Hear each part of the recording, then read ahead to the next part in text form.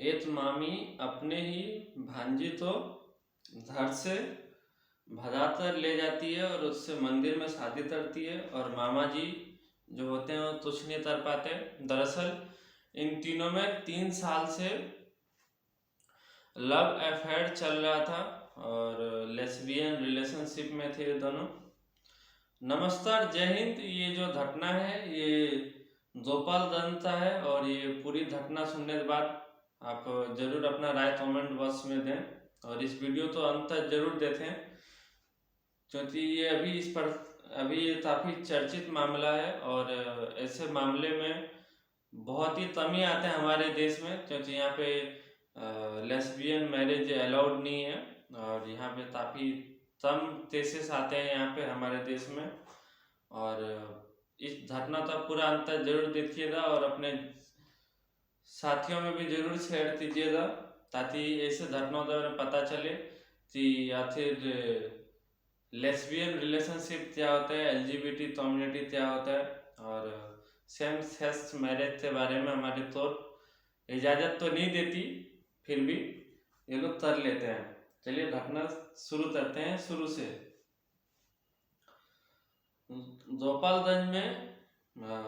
ये दोनों मामा भांजी रहती है, और जब इनको जब इस जब इनको इसके बारे में पता चलता है,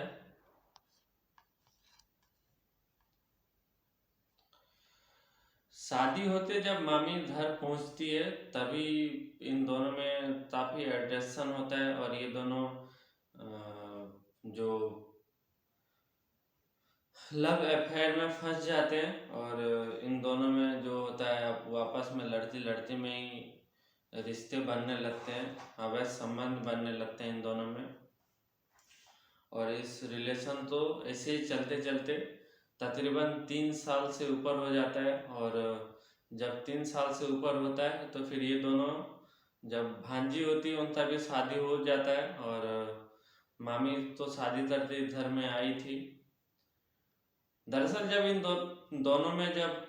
ये पूरी तरह से पक्का हो जाता है कि अब एक दूसरे के बिना नहीं रह सकते, तो फिर जब ये बात पता चलता है कि दोनों एक दूसरे के बिना नहीं रह सकते, और इस जो मामी होती है शोभा तुम्हारी, इनको डर हो जाता है कि उनकी भांजी उनको कहीं छोड़ ना दे, और इसी डर से काफ़ी परेशान रहने लगती है और मेंटलिटी डिस्टर्ब होने लगती है। तभी उनके दिमाग में आइडिया आता है, और भांजी तो सुमन को फ़ोन करती है और कहती है कि तुम अपने पति को छोड़ दो, मैं भी मामा जी को छोड़ दूंगा तुम्हारा, और चलो हम दोनों शादी कर लेते हैं। और इन दोनों में अटूट विश्वास था, और उसी विश्वास के कारण ये दोनों शादी के बंधन में बनने के लिए तैयार हो जाता है। और जब ये दोनों, और किसी को कुछ भी नहीं बताता, दोनों अपने अपने पति को छोड़ देता है। छोड़ने के बाद फिर ये दोनों शादी के लिए रेडी हो जाता है, क्योंकि इन दोनों ने शादी करने के लिए छोड़ा हुआ होता है अपने पतियों को, दोनों ही शादीशुदा होता है। और फिर ये गोपालगंज में ही शादी भी कर लेता है, और गोपालगंज में मौजूद है सुचाय कोट के सामने सासा मूसा रेलवे स्टेशन है, और रेलवे स्टेशन से सामने ही मौजूद है दुर्गा मंदिर। यहाँ पे दोनों बाकायदा पहुँचता है, और फिर पंडित जी तो कहता है कि शादी करना है इस मंदिर में, बताइए क्या क्या सामान लाना होगा और कैसे क्या होगा। तो पंडित जी पूछते हैं कि लड़का कौन है और लड़की कौन है, दोनों तो उम्र ठीक ठाक पूरा तो हुआ है, क्योंकि अक्सर ऐसे जो बिना एज पूरा हुआ जो शादी होता है मंदिरों में होता है, तो पंडित जी घबरा जाते हैं कि आखिर कहीं हम फंस ना जाए। उस डर से कहता है कि फिर दोनों का आधार कार्ड लाओ, जिस जिसका शादी होगा, कहता है शादी हम दोनों का ही होगा, और हम तो आधार कार्ड का क्या जरूरत, आप मेरा एज तो देख ही सकते हैं।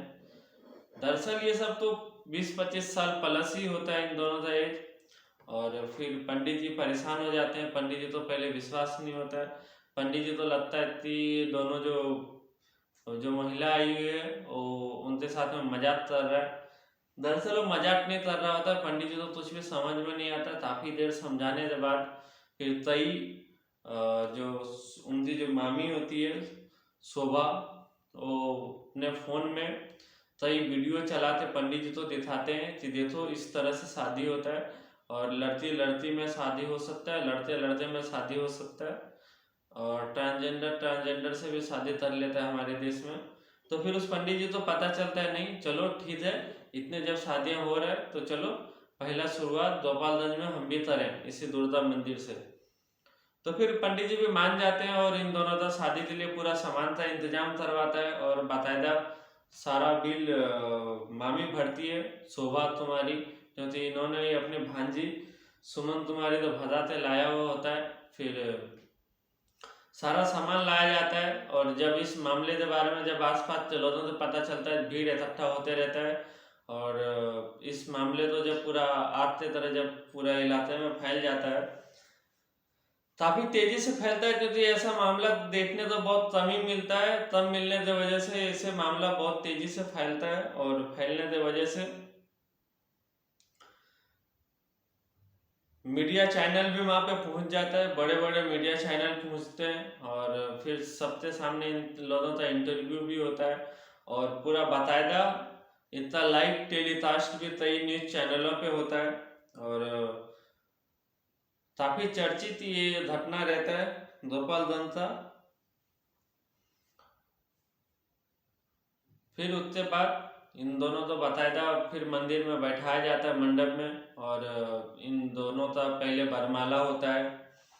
बरमाला के बाद जो बाकी जो रस्में होते हैं वो सभी रस्में होते हैं, कोई भी रस्म छूटता नहीं है। उसके बाद फिर पंडित जी की निगरानी में इन दोनों का फिर 7 फेरा होता है, 7 वचन होते हैं, 7 जन्मों 7 निभाने का इन लोगों का वचन कसम खाया जाता है। फिर जो शोभा तुम्हारी होती है मामी, वो सुमन के मांग में सिंदूर भरता है, और पूरा इलाके में ये बहुत तेजी से फैलता है, और सभी जो वहाँ पे जो देखने वाले जो लोग भीड़ होते हैं, भीड़ जो इकट्ठा होता है, वो दरअसल फिर सभी परेशान हो जाते हैं कि ऐसा मामला उनके सामने पहली बार आया होता है, तो सभी बहुत तेजी से परेशान होते हैं। और जब इतने भीड़ तो देखते शोभा और सुमन दोनों ही घबरा जाती है। फिर उनको मीडिया चैनल फिर कहते हैं कि नहीं इसमें घबराने तो ये बात नहीं है, ये भीड़ कुछ भी नहीं करेंगे, और उसी मीडिया चैनल में से फिर पुलिस तो ये बुला लेता है सुरक्षा के लिए, ताकि यहाँ पे किसी प्रकार का तो ये अनहोनी ना हो जाए। फिर इसी तरह से जब और भी बातचीत होता है, और सुमन से भी पूछा जाता है कि तुम शादी कैसे कर ली, तो फिर था तो हमें इससे बहुत प्यार है, हमें पता है ये भी हमसे बहुत प्यार करते हैं, इसलिए हमने इनसे शादी कर ली। और जो मामी होती है शोभा, उनका कहना होता है कि मेरी जो भांजी है बहुत सुंदर है, ये कहीं हमें छोड़ ना दे। इस डर से हम बहुत ही परेशान थे और मेंटली डिस्टर्ब होते जा रहे थे, इसीलिए हमने अपनी भांजी से सुमन से शादी कर लिया। और ये बाकायदा मीडिया में बयान देती है शोभा, और फिर इन दोनों का शादी हो जाता है, और ये दोनों एक दूसरे के साथ रहने का पूरा मन बनाते और रहने के लिए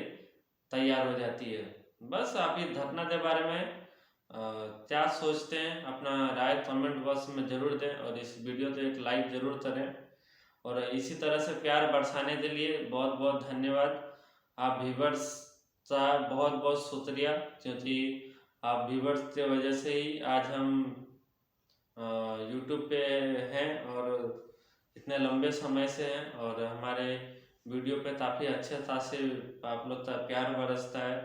इस तरह से प्यार बरसाते रहे, और बस आज के लिए इतना ही, इजाज़त दीजिए, और ऐसे ही सच्ची घटना तो लेते आपके सामने पहुँचे। बड़ों का बात माने, छोटों का प्यार दें, और अपना व्यक्तित्व इस प्रकार से विकसित करें कि महिलाएं आपके साथ सुरक्षित और सम्मानित महसूस करें, और महिलाओं के साथ पुरुष भी सुरक्षित और सम्मानित महसूस करें। जय हिंद, जय भारत।